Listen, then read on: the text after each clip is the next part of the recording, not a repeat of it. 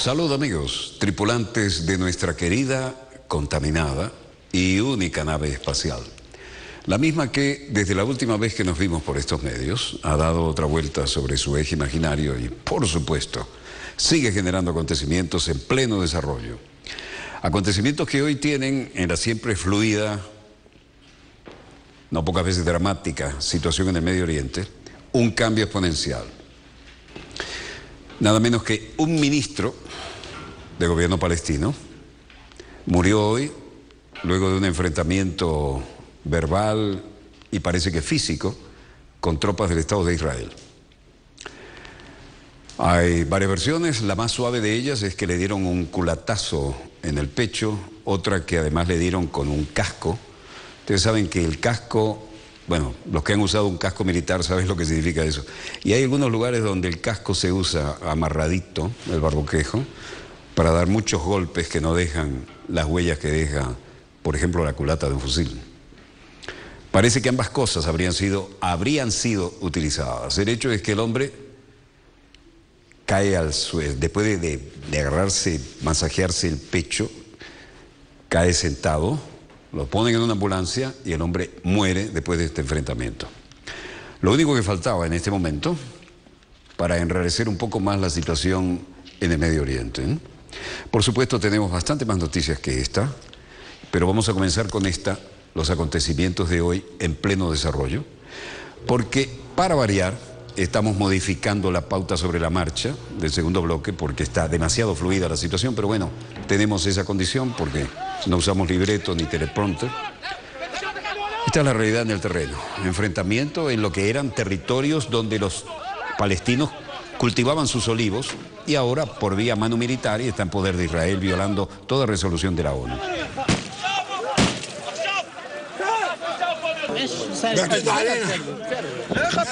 Esta es la cotidianidad. El hombre que está ahí de bigotes y con el kofir como si fuera una bufanda, está tratando de parlamentar. Ziad Abu Ein, 55 años, ministro palestino a cargo de la lucha contra los asentamientos ilegales y el muro y la separación de Jerusalén del Este y Cisjordania, murió este miércoles en Turmusailla, Cisjordania, luego de este enfrentamiento con los soldados y policías de frontera de Israel.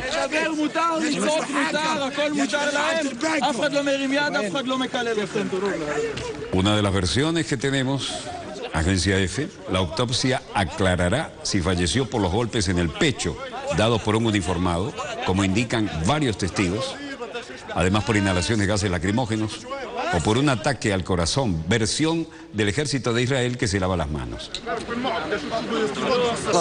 El gobierno palestino, como represalia, decidió suspender las labores de coordinación de seguridad con Israel. Ahí ha recibido ya el impacto, aclaremos que no de bala, ¿no? El impacto del golpe. El hombre ya no respira bien, se acuesta después de haberse sentado en el suelo. Llaman a una ambulancia y según la Organización para la Liberación de Palestina, el ministro, como acabamos de ver, participaba en una manifestación con motivo del Día Mundial de los Derechos Humanos y el acto incluía plantar olivos frente a un triángulo formado por los 3 asentamientos judíos ilegales, Shiloh, Eli y Ma'ale Levona, donde se han producido choques entre colonos y palestinos en las últimas semanas.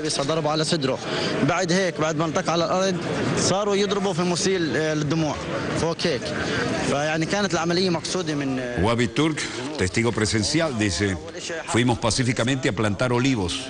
Uno de los soldados atacó al ministro, lo golpearon primero con un casco, luego en el pecho y después que se cayó en el suelo. Nos atacaron con gases lacrimógenos. Fue a propósito el ataque del ejército israelí. Se demoró la ambulancia y nos impidió ayudarle. Actuaron criminalmente. Este es Mustafa Barghouti, miembro del Consejo Legislativo Palestino, y dice: lo que vemos hoy es una escalada de violencia sin precedentes desde el lado israelí, como si el gobierno israelí estuviera tratando de usar la sangre palestina para sus fines electorales.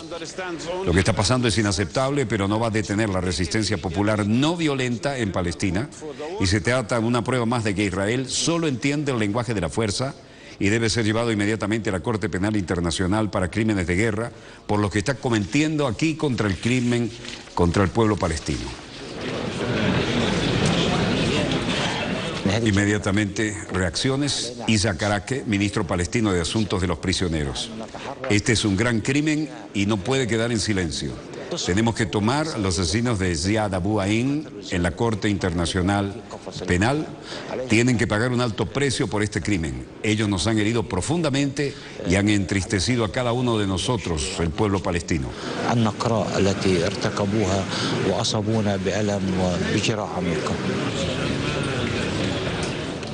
Reuniones de duelo, de indignación, y Fawzi Barhum, portavoz de Hamas, decía: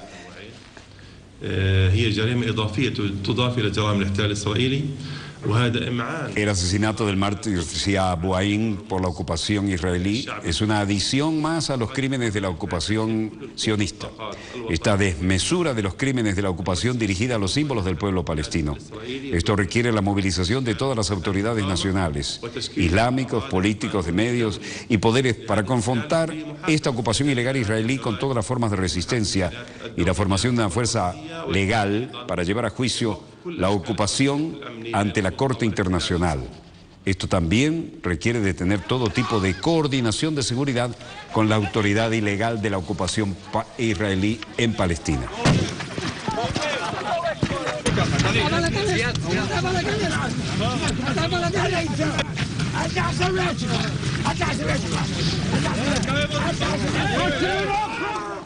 Ahí van los olivos que querían plantar, símbolo de la paz, y esta es la realidad a la que se enfrentaron. Un centenar de activistas extranjeros y palestinos con el comité para resistir los asentamientos ilegales y el muro ilegal.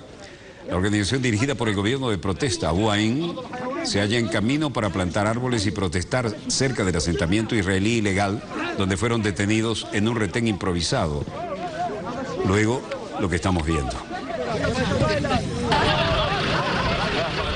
Un portavoz del ejército israelí dijo que estaban investigando el incidente reportado y que no proporcionan información de inmediato.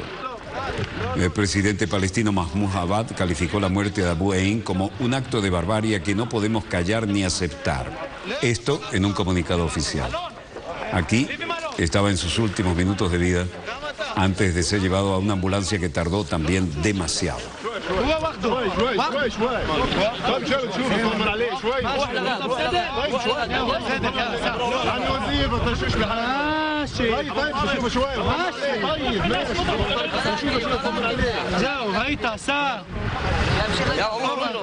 Este incidente se registra en una parcela de tierras confiscadas a históricas familias palestinas para la ampliación de un asentamiento judío colindante, ampliación ilegal por lo demás, en medio de una importante presencia de tropas israelíes. De acuerdo con el relato de los testigos, entre ellos Mahmoud Alul, destacado miembro del movimiento Fatah, los soldados apoyados por la policía de fronteras israelíes trataron de dispersar al centenar de personas que protestaban y participaban en un acto, y lo hicieron con gases lacrimógenos y disparos de balas de acero recubiertas de caucho. También golpearon a algunos participantes con las culatas de sus rifles. Portavoz de la Autoridad Nacional Palestina ha explicado que Abu Ain inhaló los citados gases tras sufrir problemas respiratorios, entró en coma. Hasta la ambulancia llegó demasiado tarde. Ramallah, margen occidental.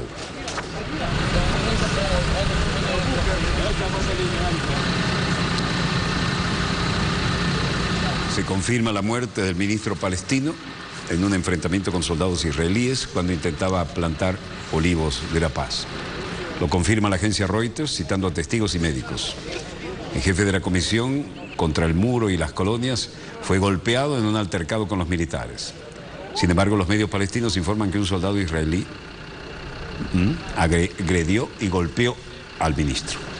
El portal noticiero Israel Ainet informó que Abu Ain recibió un golpe con la culata de un fusil y se desplomó poco después y fallecería en un hospital de Ramallah.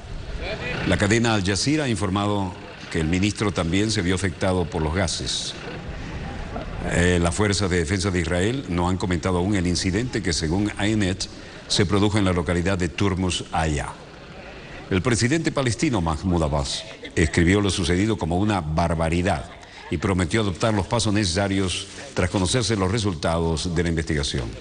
الشعب الفلسطيني سيواجه هذا الاحتلال الإسرائيلي ونحن وجهنا دعوة إلى تصعيد المقاومة الشعبية لهذا الاحتلال في كل المدن والقرى والمخيمات الفلسطينية.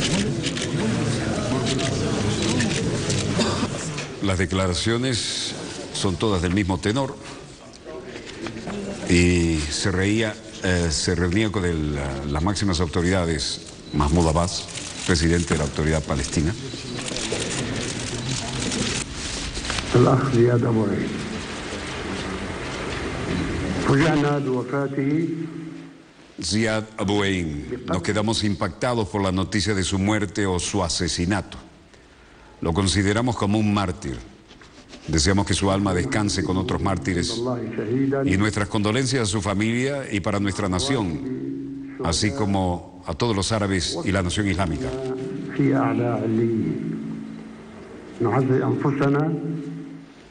Lo que pasó hoy es un verdadero crimen. No podemos soportar con paciencia o guardar silencio al respecto. Por lo tanto, el liderazgo se reúne hoy para decidir. Sinceramente digo que todas las opciones están sobre la mesa y hay que discutirlas y ponerlas en práctica. ما حصل اليوم هو جريمة بكل المعاني لا يمكن الصبر أو السكوت عليها ولذلك هذه القيادة.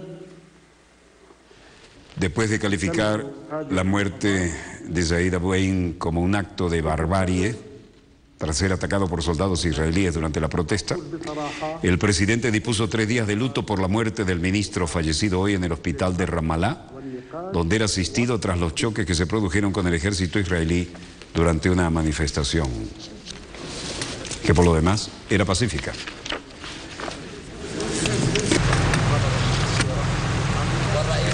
La Mucata, al caer la noche, este es el centro del Ejecutivo palestino, que ha resistido hasta ahora todos los embates políticos y militares. Las escenas de hoy eran analizadas hoy en la Mucata y había declaraciones contundentes de uno y otro bando. Y ciertamente tardó demasiado la ambulancia para poder llegar allí cuando pidieron ayuda. Estas son las últimas fotos dadas por alguna de las agencias y las hemos sumado a última hora sobre los videos que teníamos para tratar de dar alguna ilustración mayor de este drama que va a tener consecuencias.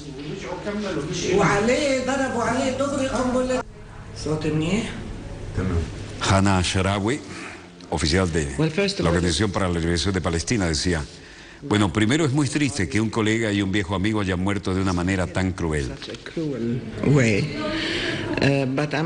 Pero también tengo un sentimiento de indignación. Ziad no era culpable de nada más que la plantación de olivos donde Israel trataba de arrancar árboles.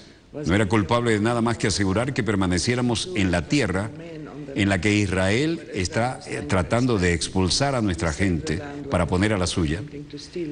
Y tratábamos de que nosotros guardamos la tierra, que es nuestra tierra. This is murder. This is a crime. Esto es un asesinato, esto es un crimen. Es parte de una larga serie en la que Israel ha matado a miles de palestinos a sangre fría y ha disfrutado de completa impunidad. Es hora de que Israel rinda cuentas. Creo que necesitamos una inmediata investigación imparcial sobre este incidente y en toda política de ataques palestinos de Israel. Por su parte, Michel Sfar, abogado de derechos humanos, asesor legal y cofundador de Desir Din Yesh, decía: tan pronto como el pueblo se acercó a su tierra en el sitio de 2 o 3 kilómetros del puesto de avanzada, los vehículos del ejército bloquearon su camino y un grupo de, digamos, 50, 40 soldados bloquearon el camino y agresivamente negaron a las personas que entraran a esa tierra. Había varias personas que fueron evacuadas debido a las lesiones que sufrieron en estos enfrentamientos entre el ejército y el pueblo de Turmuzilla. La mayoría de ellas eran personas mayores que no utilizaron ningún acto de violencia. Puedo decir, porque los vi en el suelo. Más tarde vimos el ministro palestino, siendo evacuado por una ambulancia. Who did not use any act of violence, and I can say that from what I saw from in the ground. And later on, we saw the minister, the Palestinian minister, being evacuated. Mientras daban estas declaraciones en Tel Aviv, la ex ministra de Justicia Tzipi Livni y la gente de centro izquierda se están tratando de unir en un bloque contra el ya muy desprestigiado gobierno de Bibi Netanyahu.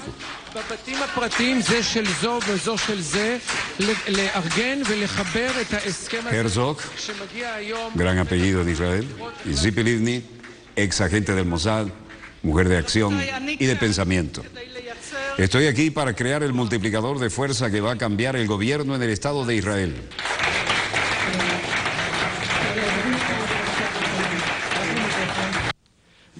En las últimas elecciones hace 2 años, dice Herzog, el campo centrista no logró permanecer unido.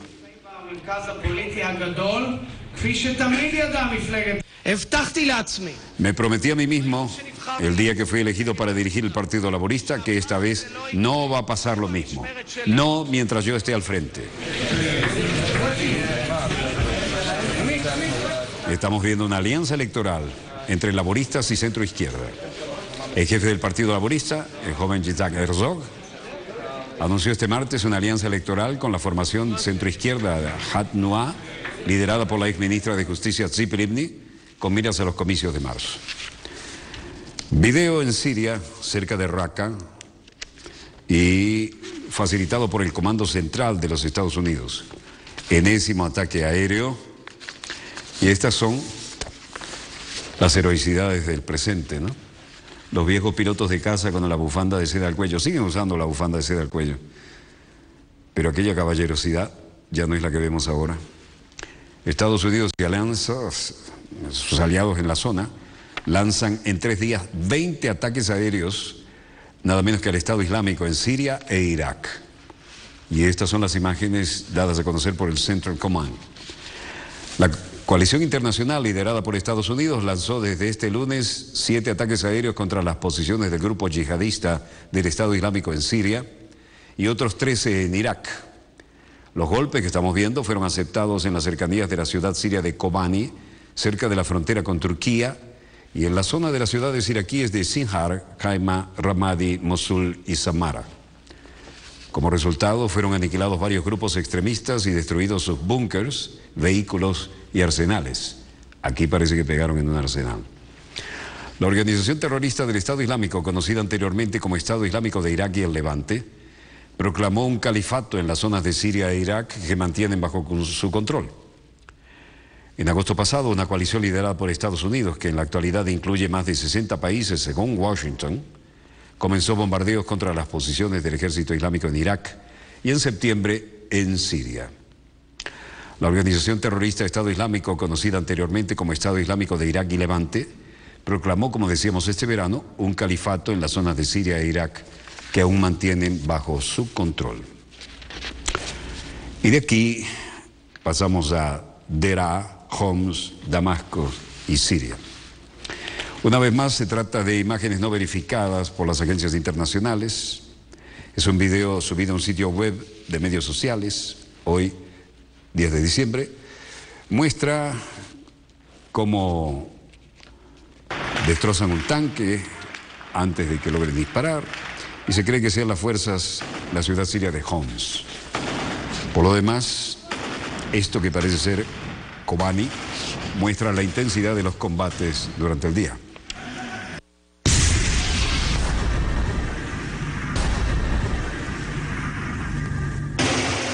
La propaganda de guerra que estamos viendo es una demostración de la vieja teoría de los 2 teatros de operaciones, ¿no? Que cuando hablábamos de eso hace 40 años nos miraban como marcianos. Hay una realidad en el teatro de operaciones y otra, esta, la que se refleja en los medios de comunicación y es paralela o alternativa a la real. Esta sí es real.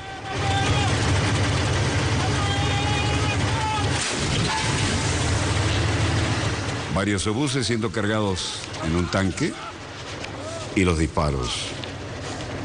Los terroristas del Estado Islámico muestran también que tienen drones para actuar, y ya lo veremos a continuación de esta noticia.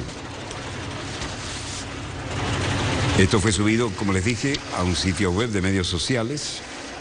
No se ha podido verificar de forma independiente el contenido del video. Se pueden ver las preparaciones de un tanque que carga obuses grandes antes de disparar repetidamente.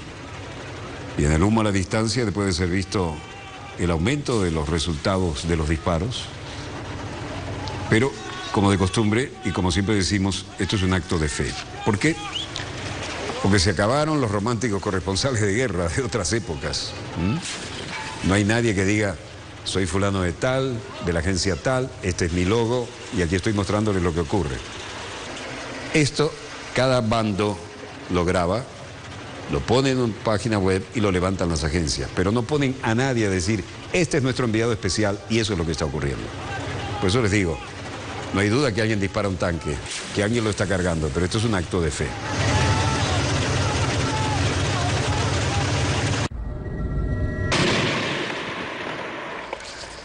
Los terroristas del Estado Islámico también muestran desde un dron la batalla en una desierta Kobane.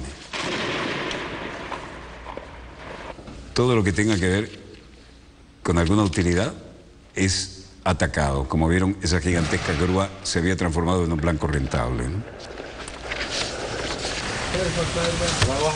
Mientras esto ocurría en el Teatro de Operaciones, el vicecanciller ruso Mikhail Bogdanov se hacía presente en Damasco. Y este video subido por extremistas islámicos a las redes ilustra lo que vive la ciudad fantasma y también demuestra que tienen sus propios drones para supervisar el teatro de operaciones los miembros del Estado Islámico del Levante. El video a las redes ilustra lo que se vive en la ciudad fantasma convertida en ruinas y también se ve a fundamentalistas con lanzacohetes y armas largas combatiendo en las calles. En estas tomas aéreas solo puede distinguirse un vehículo que circula por los caminos del bastión clave para la resistencia kurda. Pero vean a qué nivel de guerra informativa están los rebeldes. Ya tienen su dron con sus cámaras.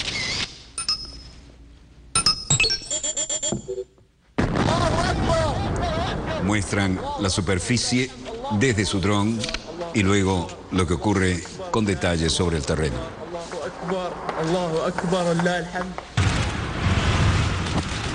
Si esto no es la quinta esencia de la propaganda de guerra, díganme qué es.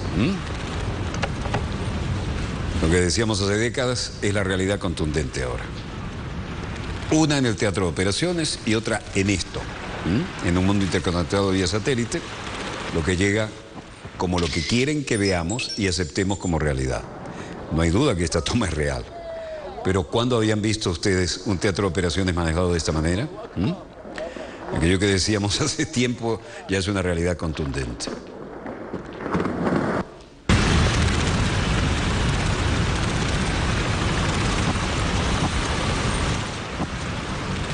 Mientras tanto, el enviado del gobierno ruso transmite a Al-Assad el apoyo de Vladimir Putin en la lucha antiterrorista. Mikhail Bogdanov transmitía hoy en Damasco al presidente sirio Bashar al-Assad un mensaje de apoyo en la lucha contra el terrorismo que se abate contra su gobierno de parte de su homólogo ruso Vladimir Vladimirovich Putin. No es poca ayuda, ¿no? Vean el lujo de postproducción que se dan en esta guerra mediática paralela o alternativa al teatro de operaciones. Y estos son los drones del grupo terrorista más famoso. Aquí tenemos a Mikhail Bogdanov llegando a hacer presente el mensaje de Vladimir Vladimirovich Putin al presidente Bashar al-Assad, mensaje de apoyo en la lucha contra el territorio de parte de su homólogo ruso, jefe de la conducción de la Federación Rusa, Vladimir Putin. La llegada de Bogdanov, que se trasladó para hablar con Assad y darle el mensaje personal y verbal de los, comillas, lazos bilaterales y cooperación entre ambos estados amigos. El emisario, que es viceministro de Asuntos Exteriores de la Federación Rusa, afirmó que Moscú mantendrá su respaldo al pueblo sirio frente al feroz ataque al que se enfrenta. Мы исходим из задачи перевода этой такой силовой конфронтации в Por supuesto que discutimos cuestiones de la crisis en Siria. Vemos a nuestro objetivo en la transferencia desde el nivel de confrontación en una fase de solución política. Creemos que tiene que hacerse lo más rápido posible porque cada día vemos más gente muriendo y más infraestructura destruida. Como es natural, también discutimos los temas de la lucha contra el terrorismo, ya que es nuestra amenaza común, es un desafío común. Así que todas esas cuestiones que discutimos con el señor presidente Bashar al-Assad. Сейчас обсуждается, потому что прежде чем с кем-то еще вести консультации, мы, конечно, прежде всего должны заручиться пониманием и поддержкой наших... Otra pregunta de un reportero sobre el papel de Estados Unidos. Dijo, estamos en contacto con nuestros socios estadounidenses y se están discutiendo todos los temas. Antes de entrar en consulta con cualquier persona, que en primer lugar tenemos que asegurar la comprensión y el apoyo de nuestros socios sirios. Yo en primer lugar quiero decir que el gobierno legítimo en Damasco y la oposición patriótica, tanto externa como interna, si aseguramos un soporte común de nuestra propuesta de celebrar una reunión en Moscú, entonces tal vez, si los mismos sirios lo quieren, podríamos discutir esas cuestiones con otros partidos internacionales, incluyendo los estadounidenses y algunos otros. ¿Usted ha estado en Turquía recientemente? ¿A quién encontró allí? Le preguntan. Y Bogdanov contesta. Sí, yo estuve en Turquía, estaba en tránsito en Turquía. Y a mi manera, era mi forma de ir de Beirut a Moscú. Me reuní con los dirigentes de la coalición nacional de allí y el presidente Hadi al-Bahra. Hablamos de los mismos temas, en particular nuestra propuesta de que los sirios se reúnan en Moscú y discutir la situación en el país. Puede estar de acuerdo con lo que se debe hacer de una manera concertada para el logro de una solución política de la crisis.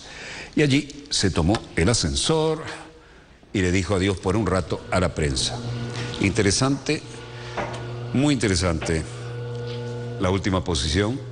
Y por supuesto, no usan a Lavrov para esto, sino un viceprimer ministro, un vicecanciller, ¿no? No primer ministro, para hablar con la autoridad siria. No es menor el gesto, ¿no? Pero el mensaje es fuerte y claro. Veamos la realidad en los mercados. No veo nada en los satélites que mejore lo que acabamos de mostrarle. De hecho, van un poquito por detrás de lo que acabamos de mostrarle, pero hay más para el segundo bloque. Bueno, precio del crudo venezolano estable a $60.55. Igualmente estable la cesta OPEP a 63,78 centavos. Baja el West Texas, malas noticias para su promedio, 62,73, pero estamos ahí. El Brent del Mar del Norte igual a la baja, y esto sí es mala noticia para su graciosa majestad británica, $65,70. No obstante, no es mal de muchos consuelo de tontos. Esto tiene que cambiar. Precio del oro también a la baja. $1.229,10 la onza. A la baja el quintal de café, 178,73. Igual tendencia en el cobre, 6.401 la tonelada. Y el níquel, 16.255 la tonelada en igual tendencia. En igual tendencia la soja, 379,29. Y lo único estable aquí es el euro a 1,23 respecto a la divisa estadounidense. Bueno, no, los satélites no indican nada que mejore lo que acabamos de mostrarle y menos lo que le vamos a mostrar en el segundo bloque. Breve corte y volvemos con más acontecimientos en pleno desarrollo. No se lo pierdan, ya volvemos.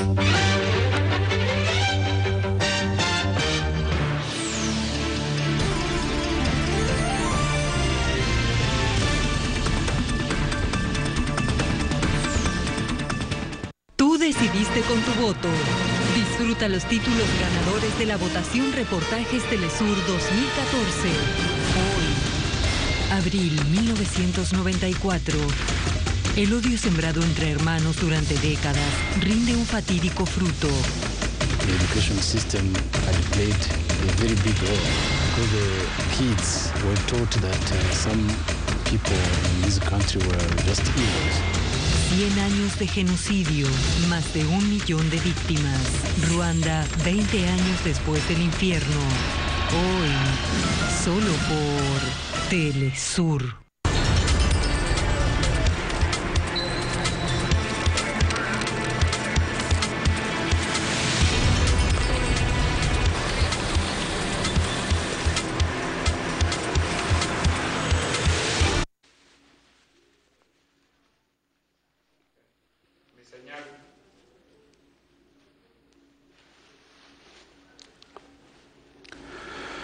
Volvemos con más acontecimientos en pleno desarrollo y me estaba viendo en el monitor, pero yo espero la señal de mi coordinador, así que si hubo algún leve silencio es cuestión interna.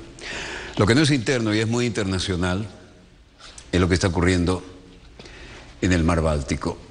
Y esto tiene una vieja lectura, sí, muy típica de la Guerra Fría, vean la cercanía con Moscú, y es las intercepciones aéreas que están ocurriendo con aviones de todo tipo, ya son centenares, ¿no? O sea, así sean bombardeos de largo alcance estratégico, aviones de combate o aviones de electrónica y reconocimiento provenientes de la Federación Rusa.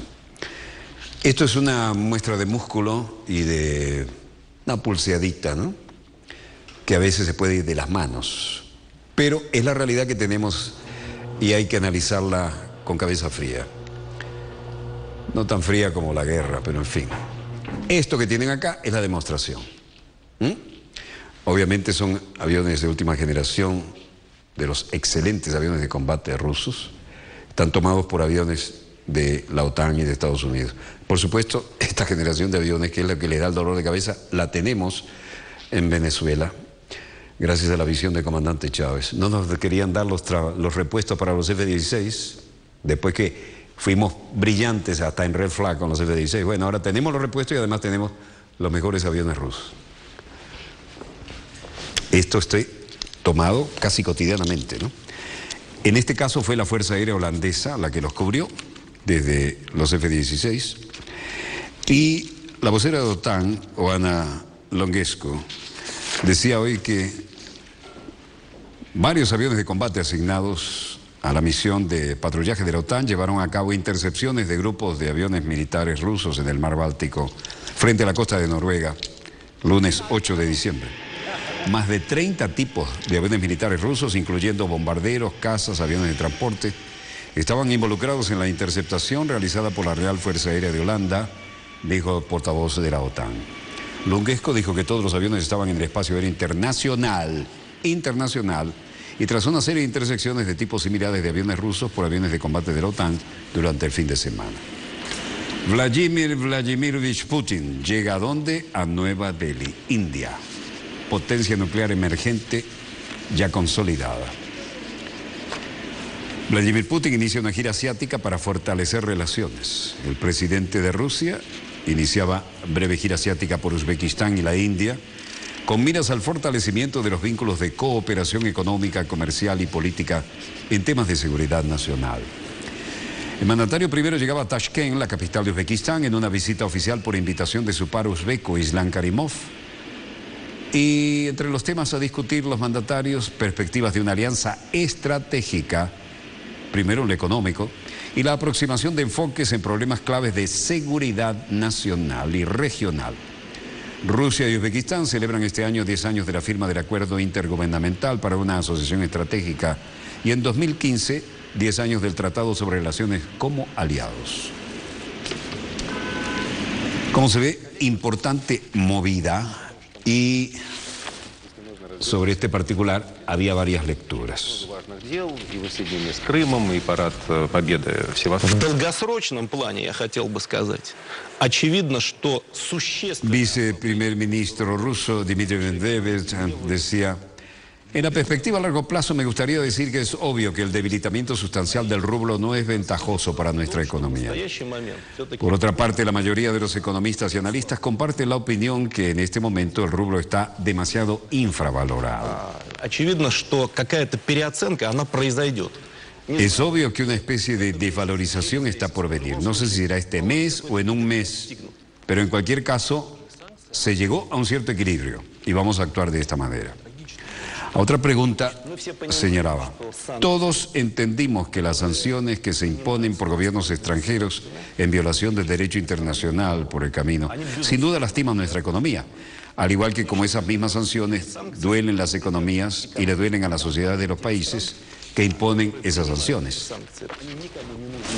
И они, как правило, ничем не заканчиваются. В принципе, цена En principio, el precio de esas decisiones asciende a decenas de miles de millones de dólares. Eso significa que tanto nuestra economía perdió como consecuencia de estas sanciones, probablemente varias decenas de miles de millones de dólares, y por las estimaciones de los economistas, las economías europeas, solo en el alejamiento de los contratos con la Federación de Rusia y en las medidas restrictivas, perdió ella misma 40 millones de euros este año y perderá 50.000 millones el año que viene. Mientras Rusia dice que las sanciones han causado pérdidas millonarias al país y a la Unión Europea, Joe Biden, vicepresidente que tiene unas ganas tremendas de llegar a la Casa Blanca, levantaba el perfil y decía: muchos lugares de erosión de las instituciones democráticas supuestamente existentes, así como la reacción violenta por autócratas no menos importantes, de los cuales uno es Putin, contra la sociedad civil y partidarios internacionales, es también algo que hay que tener en cuenta en la mayoría de las mentes de las personas. Hace 5, 7, 8 años, su trabajo nunca ha sido tan importante o más complicado, en mi opinión, y hay que seguirlo con atención. They can't blow it. Respecto a las reacciones y las protestas, decía: esas personas han desafiado las balas de francotiradores para ganar por sí mismos la oportunidad de alterar fundamentalmente su país para mejorarlo. La libertad tiene más de 25 años de edad. La Revolución Naranja y también muchas oportunidades en el corto plazo. Some think that's offensive to say, but it's a reality. And they've made great progress, but they're still. Hablaba de Ucrania y de las posibilidades de sacar adelante la situación.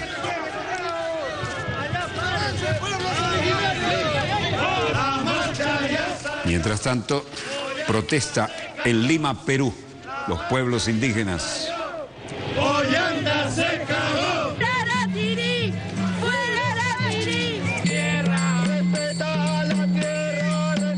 Marcha Mundial de la Población Indígena contra el Cambio Climático. La marcha ha comenzado. Miembros de la tribu Dakota de Estados Unidos, Tom Gutton. Vine aquí a hacer solidariamente una denuncia de la toma del control por las corporaciones en las negociaciones de la ONU. Y todo lo que está a punto es un mecanismo para privatizar a la madre tierra. Esto es privatizar la madre naturaleza. Miles de personas marchan en Lima en defensa de nuestra querida, contaminada y única nave espacial. Las autoridades, los países, los presidentes nos escuchen, no se hagan de los oídos sordos, que entiendan que este es un problema de ahora, no del futuro, y que ahora debemos sentarnos a pensar esto que nosotros queremos, que nuestros hijos tengan un lugar donde vivir. Eso queremos. La manifestación partió al compás de una canción, Agua no es negocio, que un grupo de jóvenes acompañó con tambores y bailes. Muy creativa la presentación, por lo demás. Y Ollanta Humala, Michelle Bachelet, secretario general Ban Ki-moon en Lima, a la cumbre internacional, presidente de Colombia, Juan Manuel Santos, Armando Boudou, vicepresidente argentino. Comienza la sesión, foto de familia. 9 años del muchacho Ryan diciendo: esta caja tiene 2,2 millones de firmas de personas de todo el mundo que piensan que hay una posibilidad de que si nos apoyamos salvemos el clima y la madre tierra.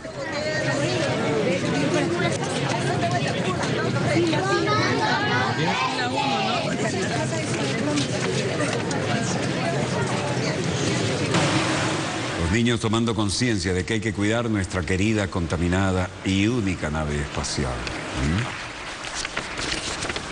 Acércate.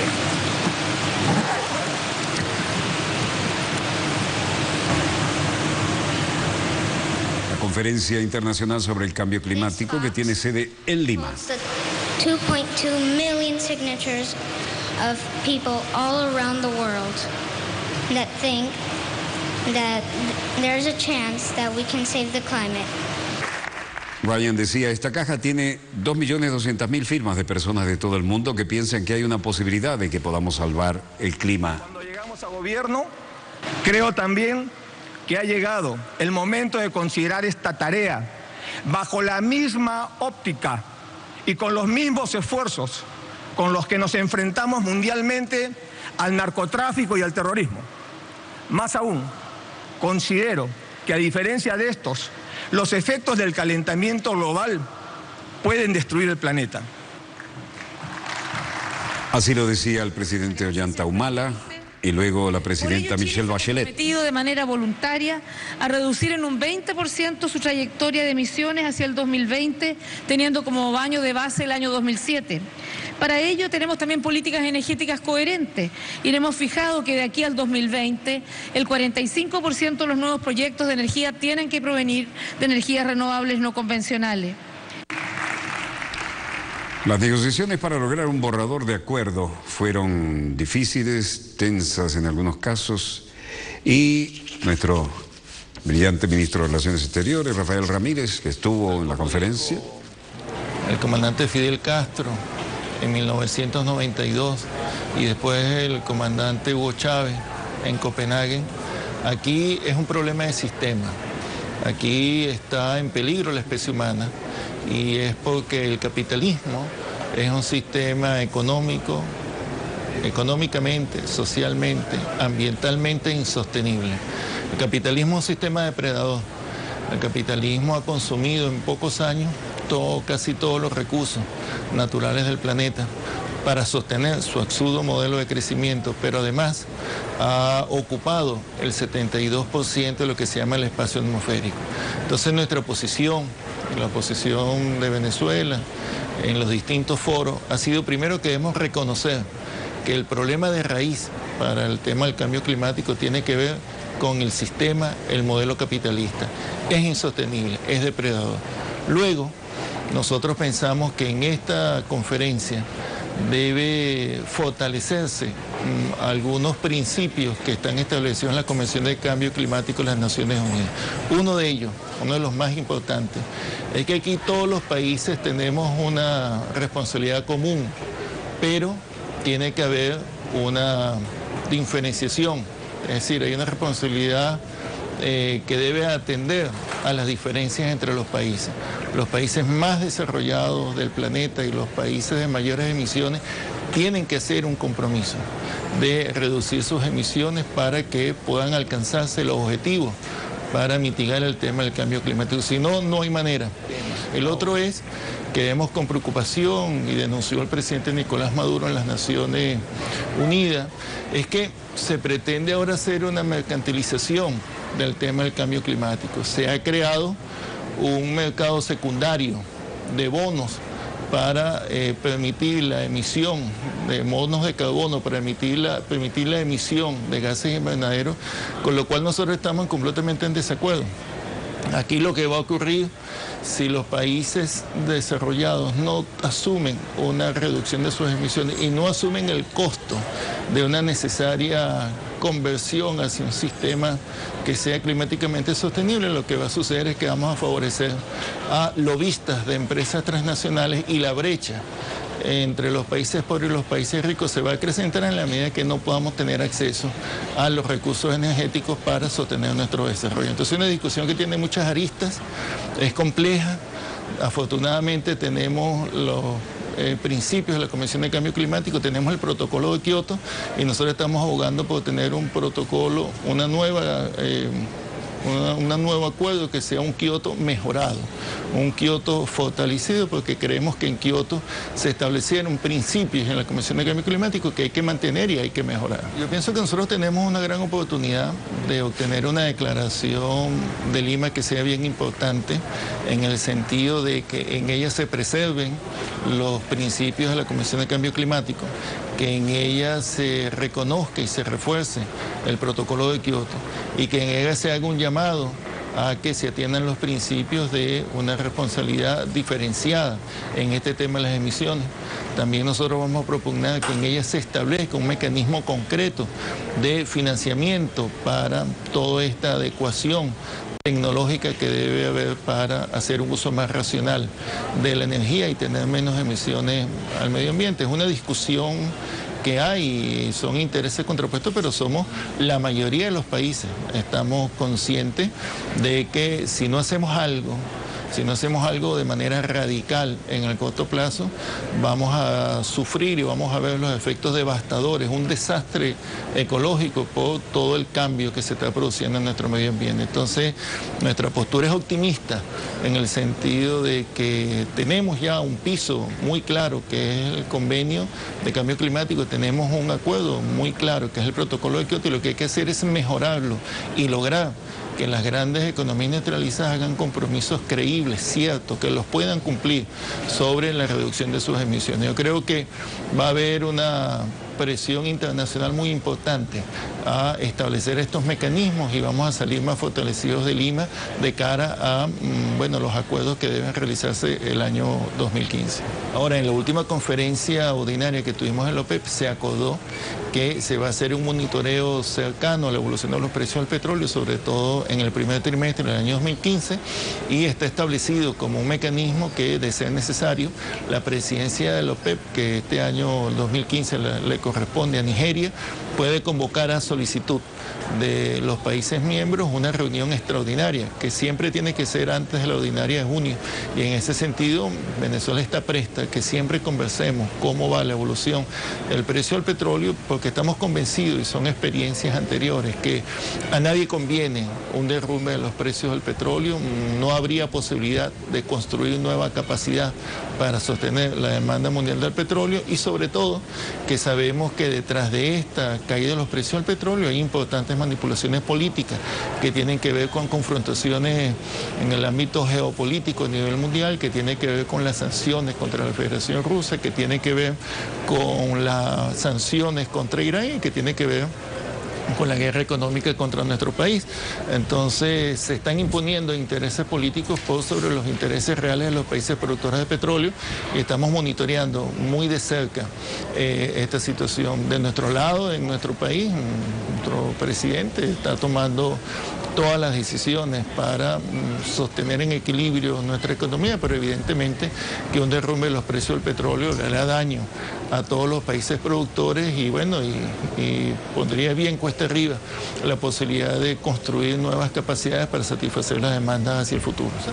Y nosotros confiamos que al final se impondrá lo que ha sido un precio aceptado por todos consumidores y productores, que ha estado vigente en los últimos años, que son los $100 sobre el barril. Ese precio y ese costo de producción ya fue absorbido por el mercado y por la realidad económica, y es el precio justo para nuestro recurso natural, y hacia allá nosotros vamos a orientar nuestra tarea y nuestro accionar. Recuerda que nosotros tuvimos una situación parecida en el año 2008, cuando el precio del petróleo se derrumbó de $140 el barril a 35, y fue gracias a la acción radical de la OPEP. En aquel momento recortamos 4 millones de barriles de petróleo, que se pudo paulatinamente recuperar el precio del barril y dar posibilidades a un equilibrio en las economías, en los países productores, un equilibrio en la economía a nivel mundial en general. Entonces sí somos optimistas, conscientes de que estamos enfrentando factores que no tienen que ver con los fundamentos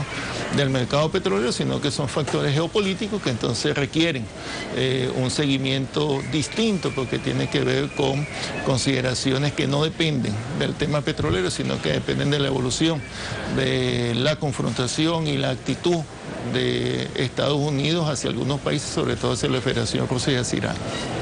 Mire, primero que todo, que nuestro país, nuestra república, nuestro gobierno rechace la manera más categórica cualquier injerencia extranjera en nuestros asuntos internos, y sobre todo cualquier injerencia de Estados Unidos y la administración norteamericana, que ha sido permanentemente un elemento de agresión contra nuestro país y nuestra revolución y nuestro proceso de cambio, no solamente en Venezuela, sino en toda Sudamérica.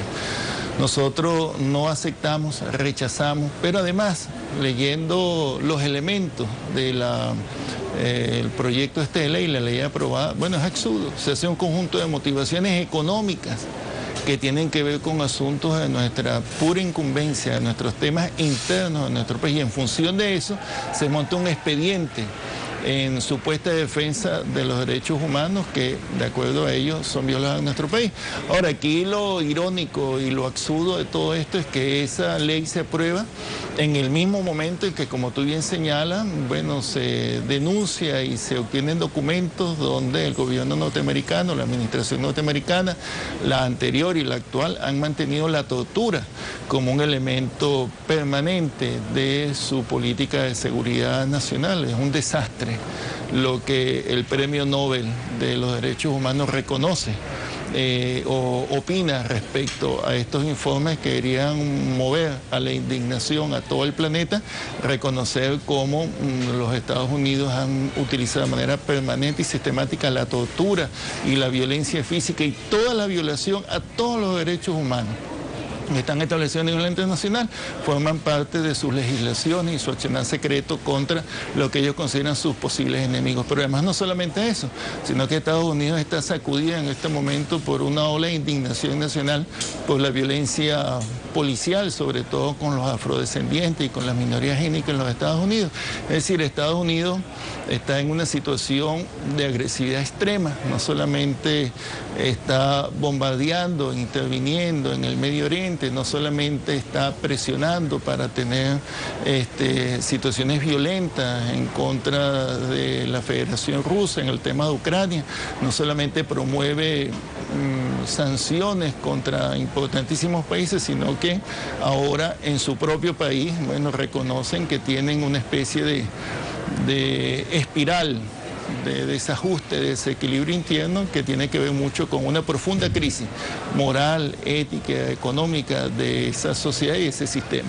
Nosotros en Venezuela tenemos bien claro lo que son nuestros principios de preservación de soberanía, tenemos bien claro el legado del comandante Chávez que, bueno, se sustenta en todo el pensamiento bolivariano y tenemos una posición firme de nuestro gobierno de rechazar y de responder a lo que son esas permanentes agresiones de la ultraderecha norteamericana y de su gobierno contra nuestro país y contra nuestro gobierno.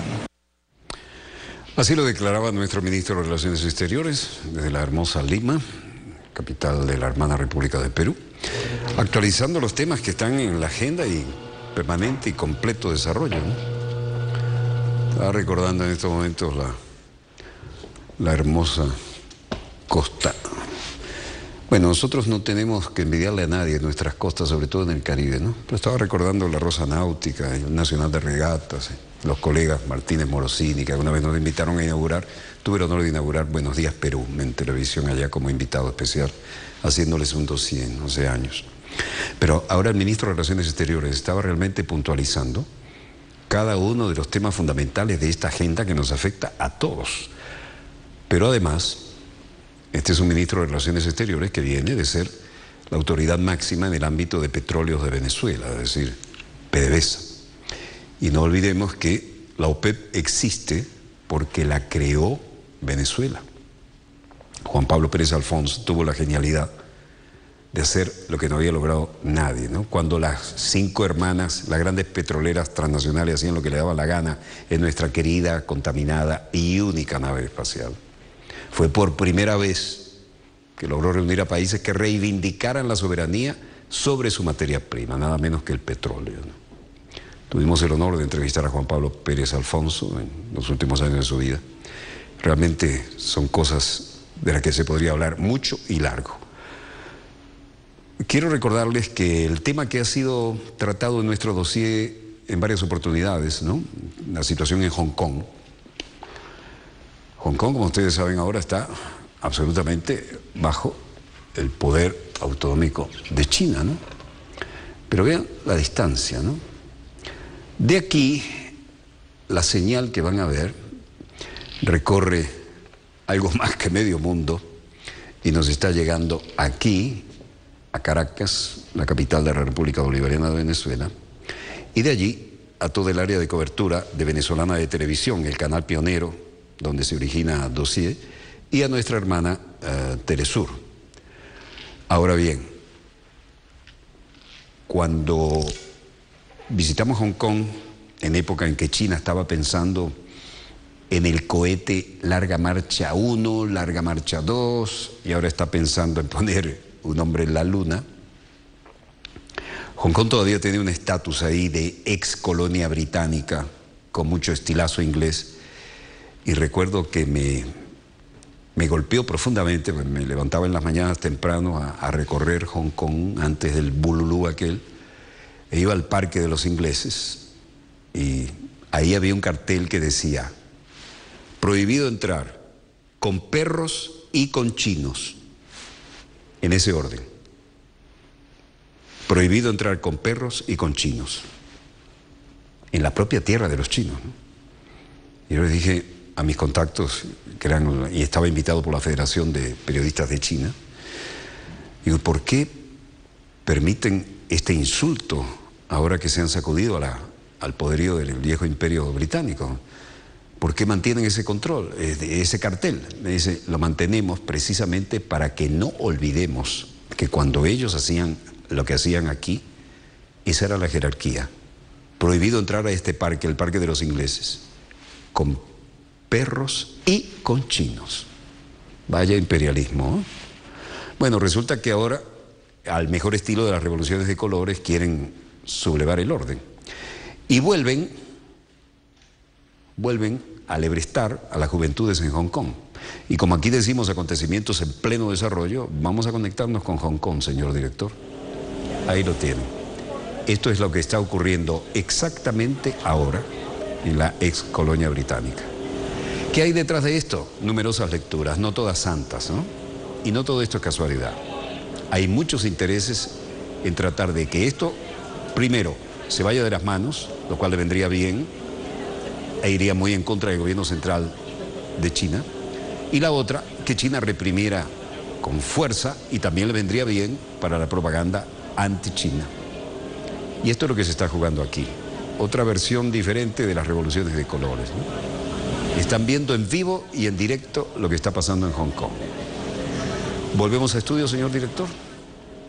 Bueno, les muestro la distancia. Esta señal que ustedes están recibiendo se origina aquí en Venezolana de Televisión, el canal pionero de Venezuela. Y esta pequeña conexión que hemos hecho para mostrarles a ustedes los acontecimientos en pleno desarrollo, que así es como se deben mostrar, vienen de esta zona del mundo. Pequeña distancia, ¿no? Bueno, esto es posible en el mundo interconectado vía satélites. Por lo tanto, hay que recordar lo que siempre hemos dicho, sobre todo en los ya son como 40 años, ¿no?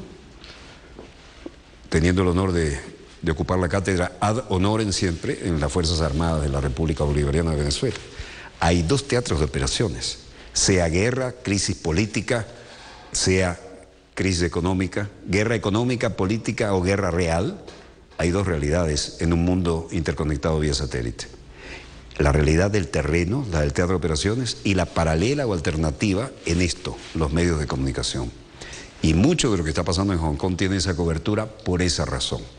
Pero no es el momento de fundamentarnos aquí en esto. Volveremos mañana, Dios mediante, cuando nuestra querida, contaminada y única nave espacial haya dado otra vuelta sobre su eje imaginario, y estemos aquí, siempre Dios mediante, para contarles la pequeña gran historia de las próximas 24 horas. Desde el estudio 3 de Venezolana de Televisión, el canal pionero de Venezuela, el programa Decano Dossier toca a su fin. Les habló Walter Martínez, productor y conductor del mismo. Disponga usted de las cámaras, señor director.